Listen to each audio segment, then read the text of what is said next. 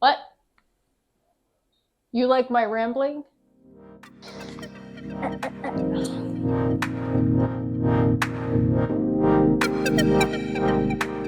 What's up, friends? Welcome back to the channel. Today is going to be a quick video. We're just going to chat about two things that you can incorporate. Ooh, that looks like four things. Two things that you can incorporate that can help to combat dry skin in the winter. One of them you take internally, one of them you put on the outside. So I am generally a person that struggles with dry skin. When I lived in Hawaii, it was so much better because it's almost always at any point like 80% humidity or more. And when I moved to Austin, the humidity really fluctuates there. I also was spending a lot of time indoors in the summer in the air conditioning because it's like 100 plus degrees for the whole summer. And then in the wintertime, it was cold, so I was inside in the heat. I think in the wintertime in the heat is where people typically experience dry skin the most. And then you're taking more hot showers and just trying to be cozy. And so that's the time that I struggle with it the most. I was a little bit worried when we moved out here to North Carolina to the mountains that I was going to have some pretty bad dry skin. I started to incorporate castor oil topically. So I was putting it on my like just arms and legs, and it's quite thick. It's kind of hard to spread, but it made a huge difference. So I definitely noticed that my skin was less dry. I heard that it can help with reducing fine lines and wrinkles. And so I'm always looking for like natural ways to stay youthful. So combating dry skin, staying youthful, I was like, okay, let me give castor oil a try. I found a lot of benefit from it.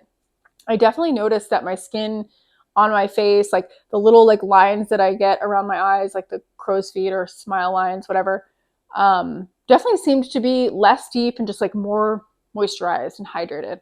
And I also noticed that when I would wake up in the morning, if I put it on my skin the night before, that my skin was still nice and hydrated. So I started using it as just a way to like lock in moisture. My nighttime routine became using my sort of like anti-aging cream and then waiting 10 minutes for that to sort of absorb in, and then I would put the castor oil on. I listened to this podcast by Dr. Andrew Huberman, and I love his stuff. He's just really into biohacking and goes into so many incredible health things. And so highly recommend his information and podcast.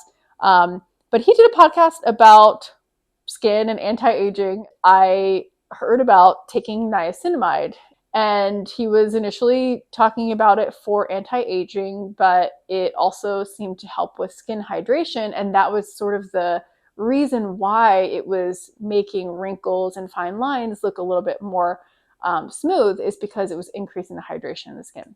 Basically, Andrew Huberman interviewed multiple different dermatologists and anti-aging experts, and this was one of the things that they across the board recommended was niacinamide. There is topical niacinamide, but there was a lot of benefit found from taking it internally. It would be hard to apply topical niacinamide to like your entire body. So that's why I opted for the internal supplement. They recommend taking 1,000 milligrams a day. So I take 2 of these a day, and I've been doing it for about 4 months now. I haven't noticed any negative side effects or anything bad happening since taking it. I have basically not had any dry skin this winter, which is amazing. I'm so excited. And I feel like these two things have made just such a big difference. So this is the castor oil that I use. It is by the Heritage Store. It's organic castor oil. It's 100% cold pressed. With certain oils, especially like seed oils, getting cold pressed as much as possible is ideal. Even if you're like taking it internally, sunflower oil, all of those things. If they are not cold pressing it, they will sometimes use a different type of press and then sometimes mix in hexane for making it less gummy. And so the hexane is not good for us. So if we can avoid that, that is great. So I'll link below to the castor oil that I like. I will probably continue taking the niacinamide even throughout the summer because I do feel like it's made a difference in just the hydration of fine lines and wrinkles around my eyes and different spots on my face. And I used to struggle with just, I mean, even in the summertime too, just like a little bit of like flaking, because rosacea is something that I've dealt with on and off in the past. So this has made a huge difference, and I don't really get that flaking anymore. If you guys have tried either of these things, please comment down below. Let me know what you think of them. or if you think that you might give it a shot, I'm going to link to both in the description below. So we've got Heritage Store for the castor oil, and then I just use Now brand for the niacinamide.